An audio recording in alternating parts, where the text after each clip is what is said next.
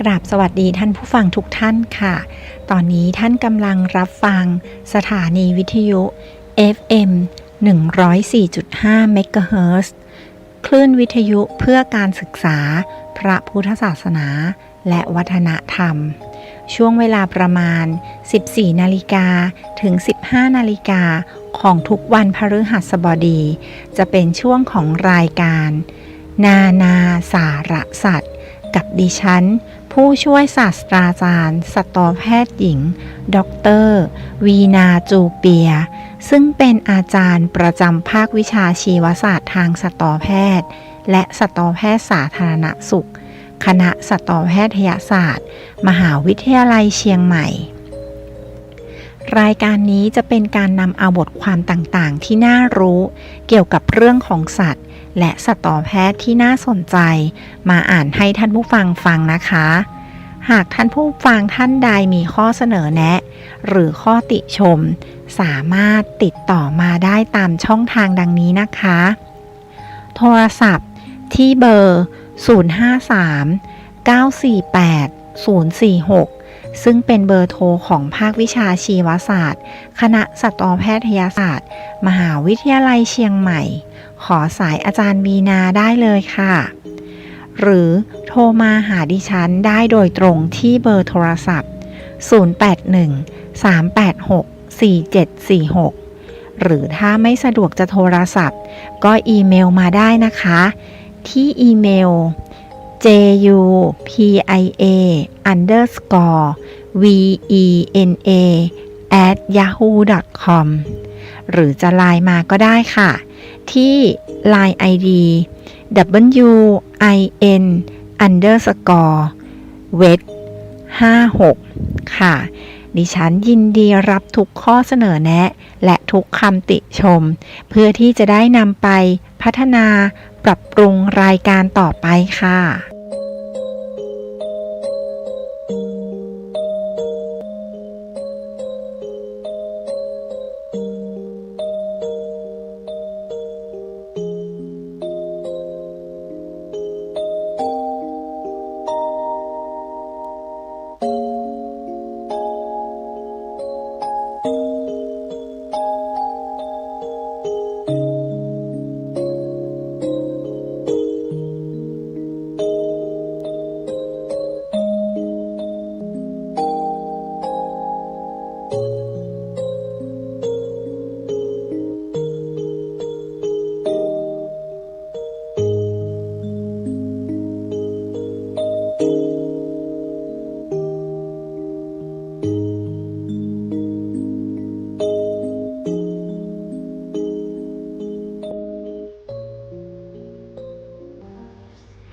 สวัสดีท่านผู้ฟังที่เคารพทุกท่านนะคะสำหรับวันนี้เราก็กลับมาเจอกันอีกแล้วนะคะท่านผู้ฟัง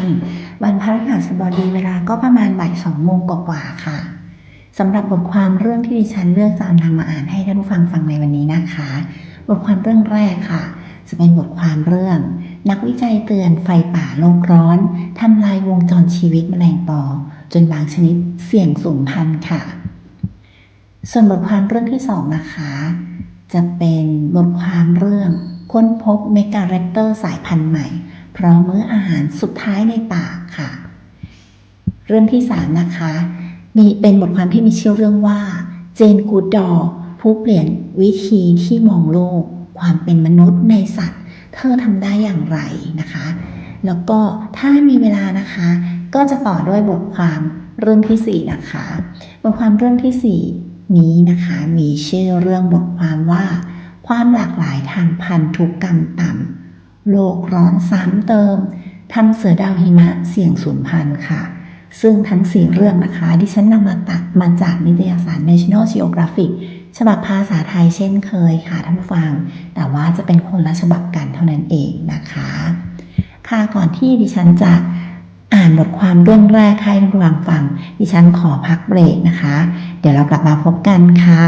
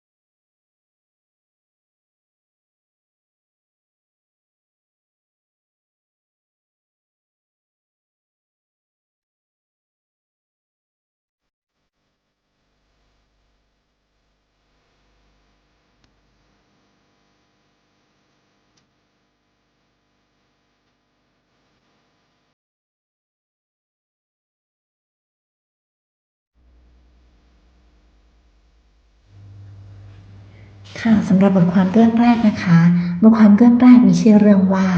นักวิจัยเตือนไฟป่าโลกร้อนทำลายวงจรชีวิตของแมลงปอจนบางชนิดเสี่ยงสูญพันธุ์นะคะ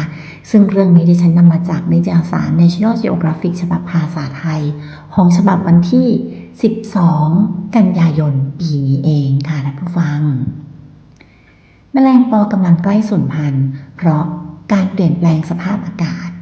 หากคุณไปรีสอร์ทโรงแรมหรือสถานที่ท่องเที่ยวตามธรรมชาติใกล้แหล่งน้ำแล้วสงสัยว่าทำไมพื้นที่แห่งนั้นแทบไม่มียุงให้รำคาญเลยประโยชน์ดังกล่าวอาจเป็นผลมาจากแมลงปอนั่นเองค่ะผู้เป็นนักล่าที่เก่งกาจซึ่งกินลูกน้ำยุงและไรแดงในตอนที่มันยังเป็นตัวอ่อนอยู่ในน้ำนะคะเมื่อแมลงปอโตเต็มวัย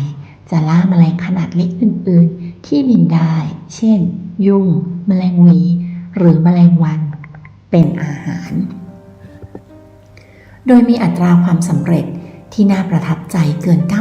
90% แมลงปอจึงเป็นตัวควบคุมประชากรไม่ให้แมลงที่น่ารำคาญเหล่านั้นมีมากจนเกินไปค่ะ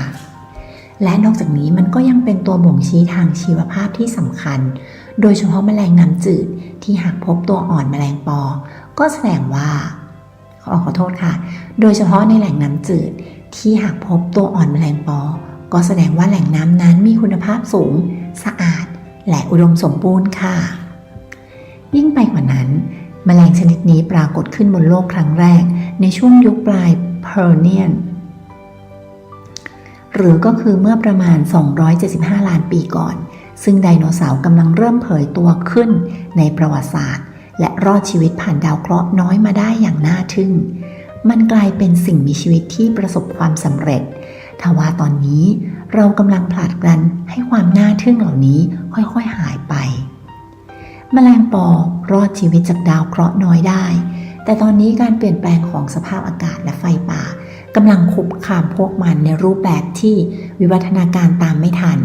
ซาร่า นาวลีนักศึกษาปริญญาเอกสาขาชีววิทยาบูรณาการมหาวิทยาลัยโคโลราโด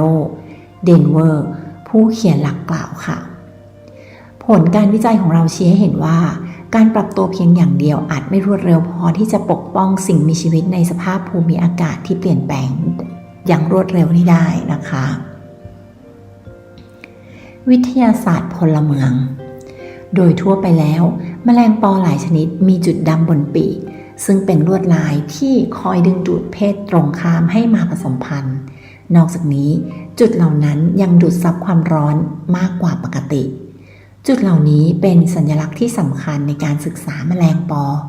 ทำให้นักวิทยาศาสตร์และคนทั่วไปที่สนใจมองเห็นแมลงปอผ่านอุปกรณ์ได้ง่ายขึ้นนั่นเองนะคะแต่ข้อมูลภาพถ่ายความร้อนจากทั้งผู้เชี่ยวชาญและจากวิทยาศาสตร์พลเมืองในช่วง 40 ปีที่ผ่านมากลับเผยให้เห็นแนวโน้มที่น่ากังวล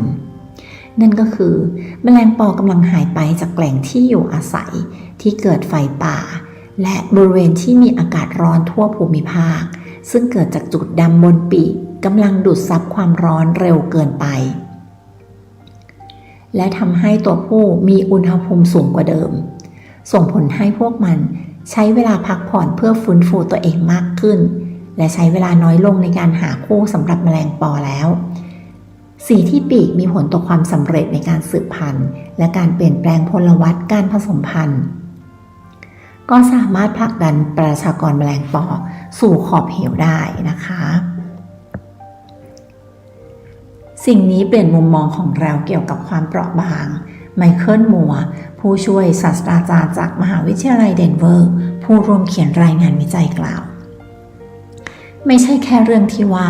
สัตว์จะสามารถอยู่รอดหลังไฟป่าได้หรือไม่แต่เป็นเรื่องที่ว่าพวกมันสามารถสืบพันธุ์ในสภาพแวดล้อมที่เปลี่ยนแปลงไปได้หรือไม่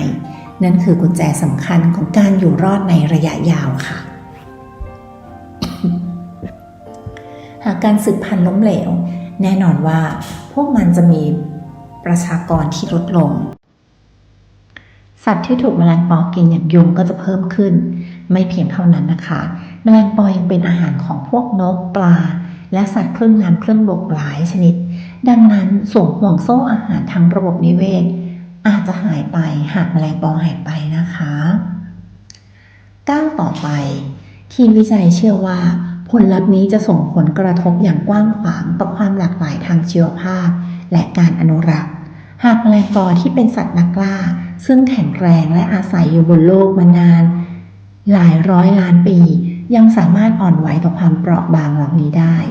สิ่งมีชีวิตอื่นก็คงจะได้รับผลกระทบยิ่งกว่าค่ะงานวิจัยนี้เน้นย้ำถึงความเร่งด่วนในการทบทวนกลยุทธ์การจัดการสัตว์ป่า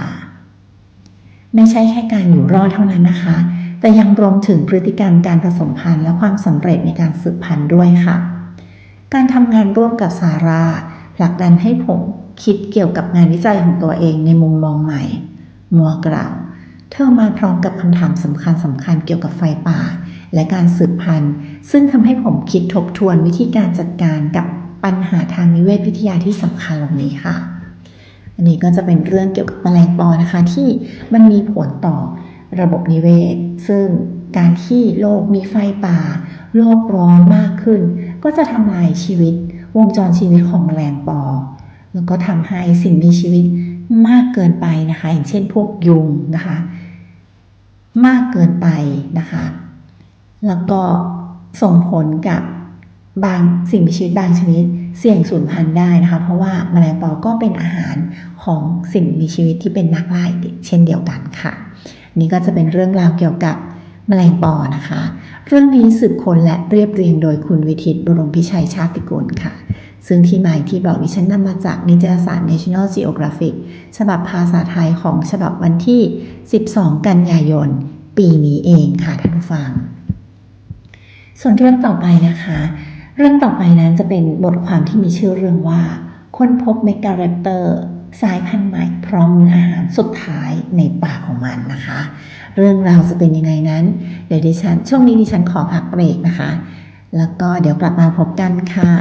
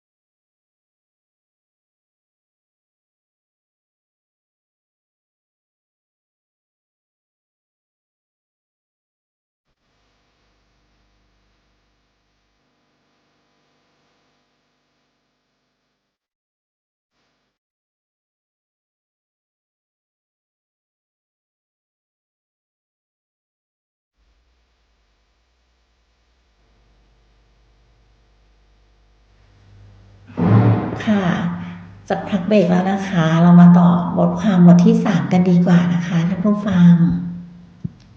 บทความบทที่3นะคะเป็นบทความที่มีชื่อเรื่องว่า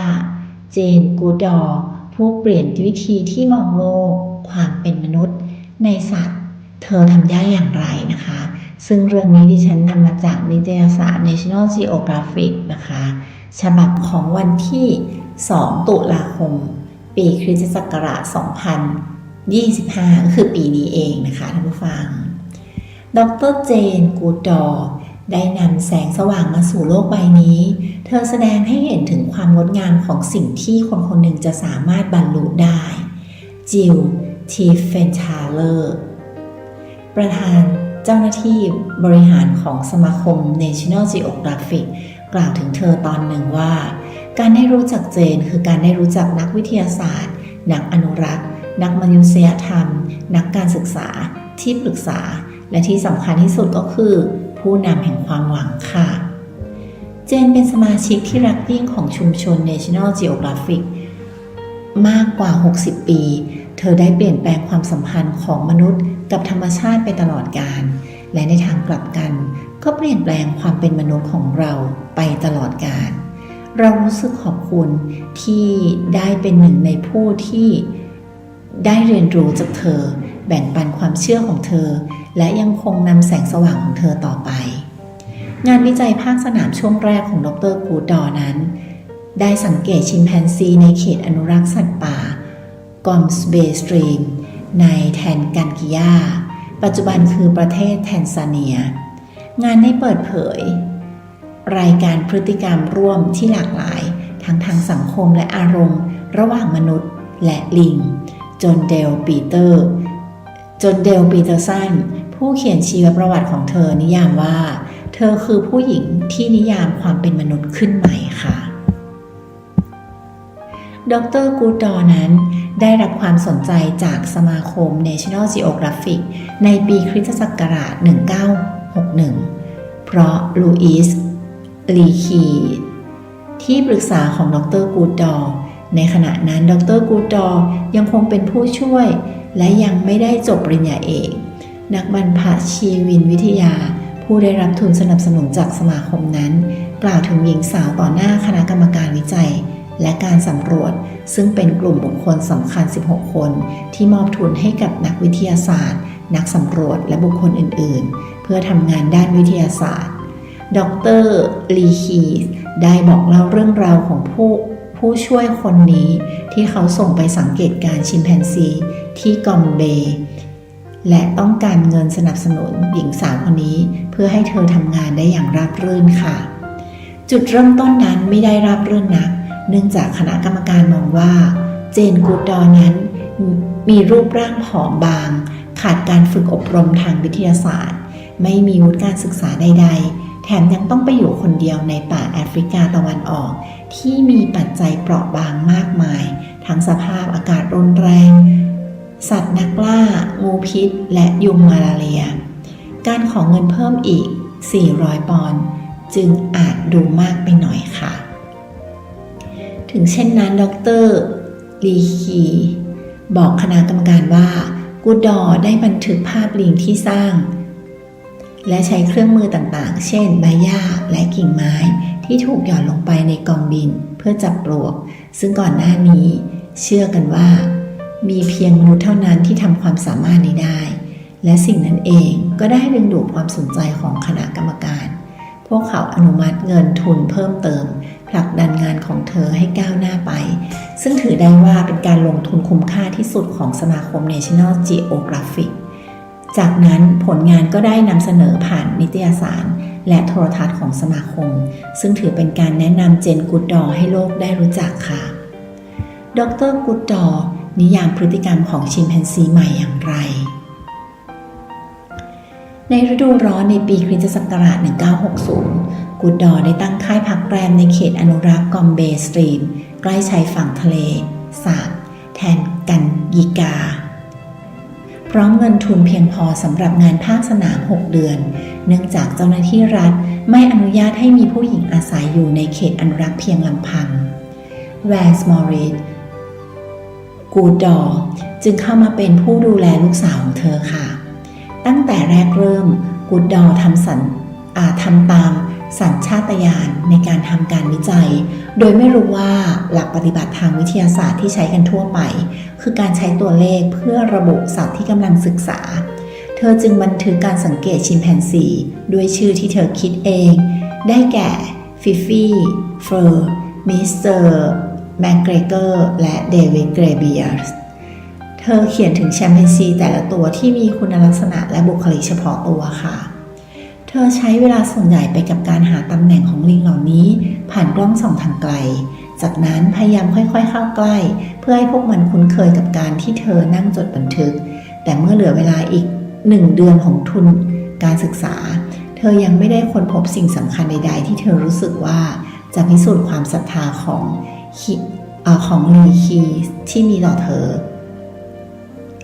ทว่าในช่วงเวลาที่ใกล้จะหมดลงกูดดอก็ได้ค้นพบ3 สิ่งที่ไม่เพียงแต่ทำให้ดร.ลีคีภูมิใจแต่ยังพลิกโฉมวงการวิทยาศาสตร์ที่ได้รับการยอมรับอีกด้วยนะคะอย่างแรกเธอสังเกตเห็นลิงแชมแปนซีกำลังแทะซากสัตว์ขนาดเล็กซึ่งขัดแย้งกับความเชื่อที่แพร่หลายว่าลิงไม่กินเนื้อสัตว์ชิมแปนซีตัวนี้น่าจะจดจำเพราะมีเคราแพะสีเทาอันโดดเด่นเธอตั้งชื่อมันว่าเดวิดเกรเบียสซึ่งเขาจะเปิดประตูให้เธอเข้าสู่โลกอันลึกลับของชิมแปนซีแห่งกอมเบย์ภายใน2 สัปดาห์เจนได้สังเกตเดวิดเกรเบียสอีกครั้งแต่ครั้งนี้สิ่งที่เธอได้เห็นเปลี่ยนแปลงความเชื่ออย่างแท้จริงเกรเบียสนั่งยองๆอยู่ข้างกองปลวกหยิบใบหญ้าขึ้นมา1 ใบแล้วแทงเข้าไปในรู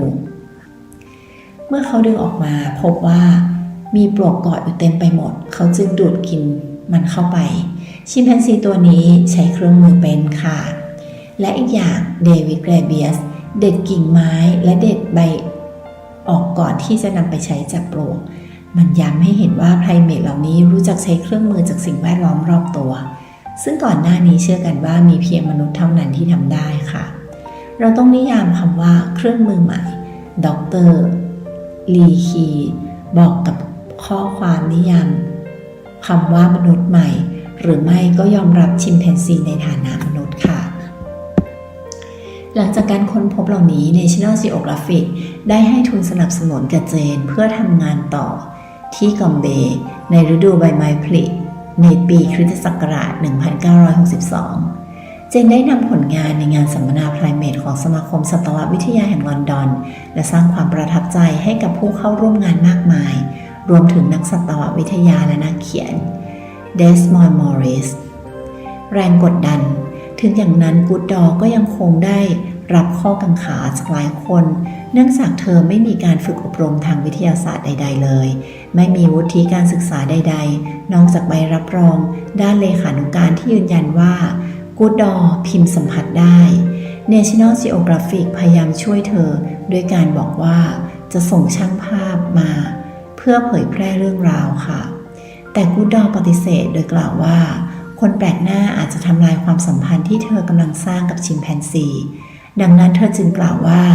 ฉันอยากถ่ายภาพเองหรือไม่ก็ลองถ่ายภาพดู National Geographic ส่องกล้องและฟิล์มหลายม้วนไปยังแอฟริกาพร้อมคำแนะนำโดยละเอียดเกี่ยวกับวิธีการใช้งานกูดดอพยายามอย่างเต็มที่ทว่าก็ไม่ตรงตามมาตรฐานของกองบรรณาธิการนิตยสาร National Geographic ซึ่งต้องการให้เจนเขียนบทความเกี่ยวกับผลงานของเธอแต่ไม่สามารถดำเนินการต่อไปได้หากไม่มีภาพถ่ายสัตว์ที่ดีกูดดอเองก็เข้าใจดีว่าหากผลงานของเธอไม่ได้รับการเสนอเงินทุนสนับสนุนอาจตกอยู่ในความเสี่ยงได้ค่ะดังนั้นเธอจึงตกลงที่จะต้อนรับช่างภาพมืออาชีพคนหนึ่งนั่นก็คือฮิวโก ฟาลอวิกหนุ่มชาวดัชวัย 25 ปีผลงานของฮิวโกสร้างความพึงพอใจให้กับบรรณาธิการของ National Geographic เขาทำผลงานได้อย่างยอดเยี่ยมทั้งการถ่ายภาพหลักฐานการใช้อุปกรณ์ของชิมแปนซีการสร้างรังลำดับชั้นทางสังคมและการถ่ายภาพเจนอย่างตั้งใจตามแบบฉบับของมนุษย์ภาพถ่ายของเขาปรากฏพร้อมกับคำพูดของเจนในบทความ ในปกนิตยสาร National Geographic ฉบับเดือนสิงหาคมปีคริสตศักราช 1963 เรื่องชีวิตของฉันท่ามกลางชิมแปนซีป่านักวิทยาศาสตร์สาวชาวอังกฤษผู้กล้าหาญอาศัยอยู่ท่ามกลางลิงใหญ่เหล่านี้ใน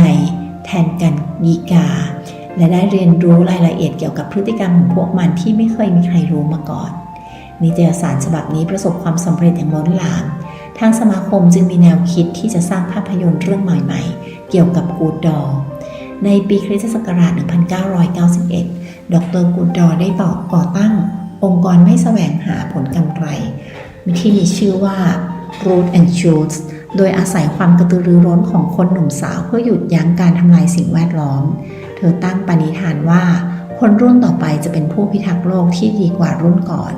ไม่เพียงเท่านั้นเธอยังสามารถสร้างพันธมิตรที่พูดที่ไม่มีใครคาดคิดด้วยการชักชวนให้บริษัทคอนโนโกออยล์สร้างศูนย์ฟื้นฟูลิงชิมแปนซีในสาธารณรัฐคองโกซึ่งเปิดเป็นศูนย์พักพิงสำหรับลิงชิมแปนซีกำพร้าในปีคริสตศักราช 1992 เมื่อดร. กูดอร์ถูกสัมภาษณ์ว่าเธอเป็นนักวิทยาศาสตร์หรือนักพรตก่อนเธอเลือกหมวดนักพรตฉันไม่อยากเป็นนักวิทยาศาสตร์เธออธิบายดร. ลูอิส ลีคีเป็นผู้ผลักดันให้เธอทำงานเพื่อรับปริญญาเอกด้านพฤติกรรมสัตว์จากมหาวิทยาลัยเคมบริดจ์เพราะมันจะช่วยให้เธอไม่ต้องถูกเพื่อนร่วมงานวิพากษ์วิจารณ์ว่าไม่ทำวิทยาศาสตร์อย่างเหมาะสมในช่วงแรกของการวิจัยค่ะแทนที่จะกำหนดหมายเลขให้กับตัวแบบเธอตั้งชื่อให้พวกมันเธอกำหนดอารมณ์ความรู้สึกให้กับพวกมันเธอทำให้พวกมันมีลักษณะเหมือนมนุษย์กูดดอร์ทำได้เพราะเธอสังเกตเห็นชิมแปนซีตัวน้อยที่ทุกข์ทรมานจากการสูญเสียแม่ของมันตกอยู่ในภาวะซึมเศร้าและตายไปเธอยังคงมองเห็นด้านมืดอีกด้วยนั่นคือชิมแปนซีผู้ที่ข่มเหงรังแกจนขึ้นสู่จุดสูงสุดและเมื่อกลุ่มลิงแตกออกเป็นสองฝ่ายที่ขัดแย้งกันนั่นก็คือสงครามนั่นเองค่ะฉันคิดว่าพวกมันก็เหมือนพวกเราแต่ใจดีมากกว่าฉันจึงต้องใช้เวลาสักพักกว่าจะยอมรับความโหดร้ายนี้ได้ดร. กูดอร์กล่าวฉันรู้สึกว่าฉันกำลังเรียนรู้เกี่ยวกับเพื่อนมนุษย์ที่สามารถมีความสุขและความเศร้าเธอกลัวและความกลัวและความอิจฉาได้ค่ะและเมื่อฟลอร์ลิงแชมพินซีจมูกขาดจมูกโป่งซึ่งเป็นลิงครอบครัวแรกที่เธอศึกษาและสอนเธอมากมายเกี่ยวกับการเลี้ยงดูได้ตายลงเจนกูดดอร์ก็ได้แต่ร้องไห้และแสดงอารมณ์เช่นเดียวกับลิงแชมพินซีที่เธอศึกษาความรักนั่นก็คือความโศกเศร้านั่นเองค่ะเรื่องนี้สืบค้นและขอโทษค่ะเรื่องนี้สืบค้นและเรียบเรียงโดยคุณวิชิต บรมพิชัยชาติกูลค่ะนะคะดิฉันก็นำมาจากนิตยสาร National Geographic เช่นเคยเหมือนทุกๆครั้งนะคะท่านผู้ฟังบทความเรื่องสุดท้ายนะคะเป็นบทความเรื่องความหลากหลายทางพันธุกรรมต่ำโลกร้อนซ้ำเติมถ้ำเสือดาวหิมะเสี่ยงสูญพันธุ์นะคะซึ่งเรื่องราวจะเป็นยังไงนั้นเดี๋ยวฉันจะกลับมาอ่านบทความให้ท่านฟังนะคะตอนนี้ขอพักเบรกก่อนค่ะกลับมาพบกันค่ะ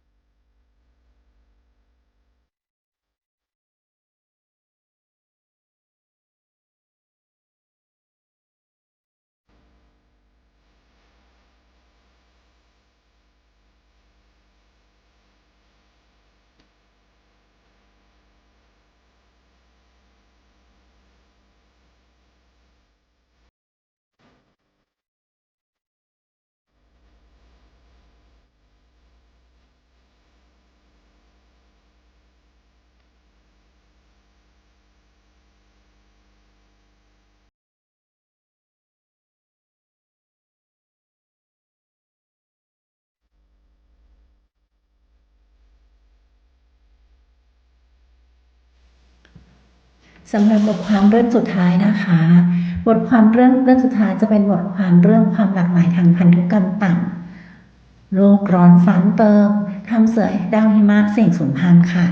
ซึ่งเรื่องนี้ดิฉันนำมาจากนิตยสาร National Geographic เช่นเคยค่ะแต่เป็นของฉบับวันที่ 11 ตุลาคมปีนี้อีกเช่นเดียวกันค่ะท่านผู้ฟังเสือดาวหิมะมีความหลากหลายทางพันธุกรรมต่ำท่ามกลางโลกที่ร้อนขึ้นแม้มันจะวิวัฒนาการให้มาอยู่รอดในสภาพแวดล้อมที่โหดร้ายแต่การเปลี่ยนแปลงสภาพอากาศก็ทำให้อนาคตของพวกมันไม่มั่นคงเหมือนเดิมค่ะ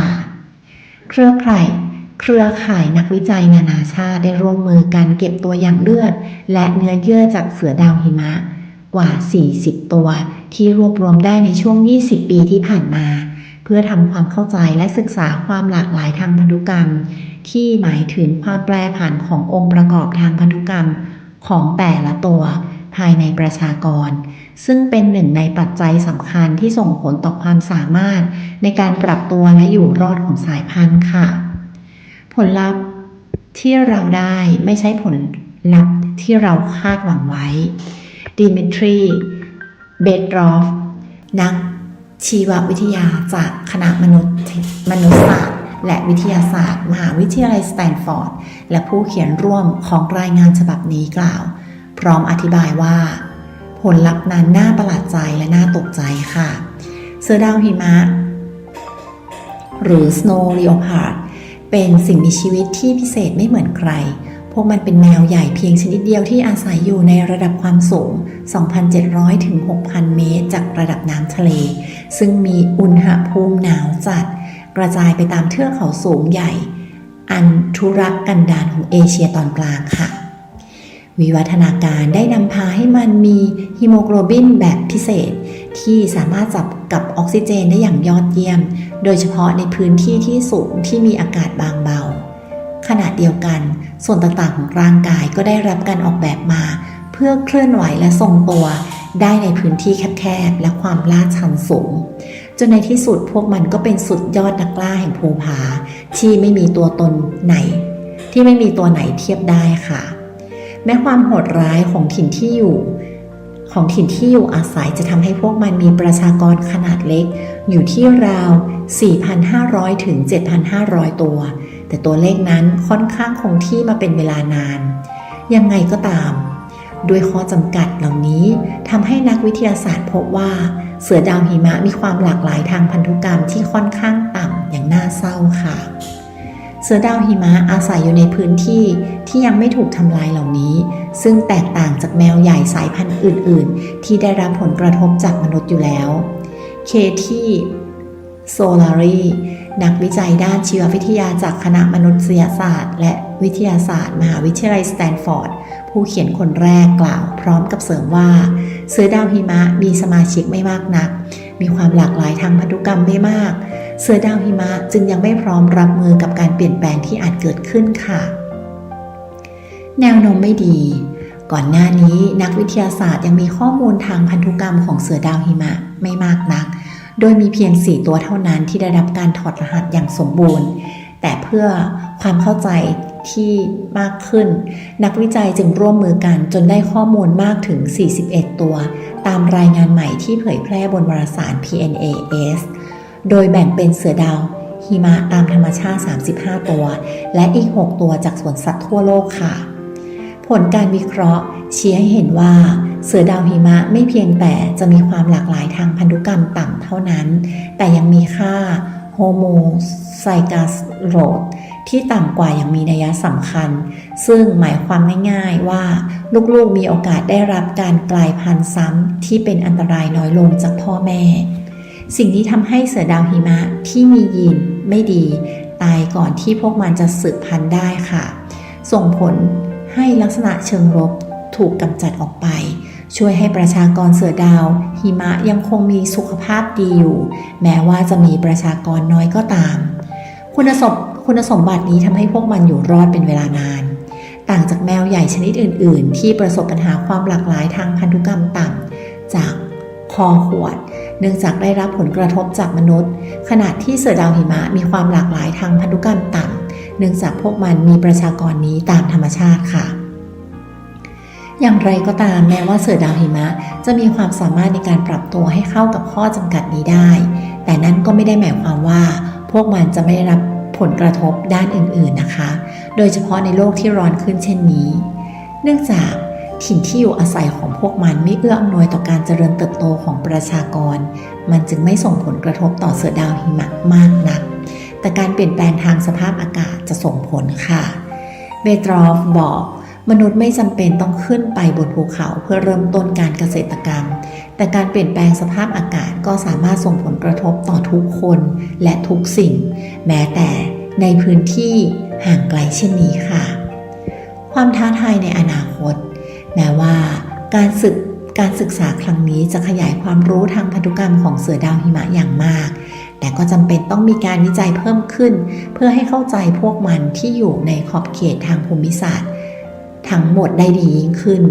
ความรู้เหล่านี้จะเป็นข้อมูลสำคัญในการอนุรักษ์เสือดาวหิมะซึ่งเป็นสายพันธุ์นักล่าหลักของภูมิภาคการสูญเสียพวกมันจะส่งผลเป็นโดมิโนต่อระบบนิเวศโดยรวมนะคะดูเหมือนว่าพวกมันจะอยู่ในสภาวะที่ไม่มั่นคงมากฉันมั่นใจอย่างเต็มที่ว่าพวกมันจะสามารถดำรงอยู่ได้ตลอดไปโซลารีกล่าวแต่หากพวกมันถูกรบกวนความหลากหลายทางพันธุกรรมก็จะไม่สามารถช่วยเหลือพวกมันได้มากนักหากถิ่นที่อยู่อาศัยของพวกมันเริ่มเสื่อมโทรมลงเสือดาวหิมะก็อาจจะสูญพันธุ์ไปได้ค่อนข้างง่ายเนื่องจากพื้นที่ระบบนิเวศสำหรับพวกมันมีไม่มากนักและประชากรเสือดาวโดยรวมก็มีน้อยมากเบตรอฟกล่าวเสริมค่ะอันนี้ก็จะเป็นเรื่องเสือดาวหิมะนะคะซึ่งจริงๆแล้วเนี่ยการที่มันมีจำนวนน้อยอยู่แล้วเนี่ยมันก็เป็นธรรมชาติของพวกมันที่มันจะมีจำนวนน้อยเพราะว่ามันจะปรับปรุงคัดเลือกพันธุกรรมนะคะที่ทำให้ตัวที่สามารถที่จะอยู่ได้เนี่ยที่แข็งแรงอดทนสุขภาพดีก็สามารถที่จะอยู่ได้นะคะมันก็อยู่ได้ในสภาพน้อยๆนะคะจำนวนน้อยๆตามธรรมชาติแต่ว่าที่เขาเป็นห่วงก็คือการที่สภาวะอากาศที่โลกมีการร้อนขึ้นนะคะจะทำให้เสือดาวหิมะเนี่ยเสี่ยงสูญพันธุ์แล้วก็ยิ่งจำนวนน้อยลงไปหรือเปล่านั่นเองนะคะอันนี้ก็จะเป็นเรื่องเกี่ยวกับเสือดาวหิมะนะคะก็จบแล้วนะคะสำหรับบทความทั้ง4เรื่องที่ดิฉันอ่านให้ทุกฟังในวันนี้นะคะก็ขอบพระคุณทุกผู้ฟังทุกท่านนะคะที่ติดตามกันมาตั้งแต่ช่วงต้นของรายการสัปดาห์นี้ดิฉันก็ขอลาไปก่อนนะคะขอบคุณและสวัสดีค่ะ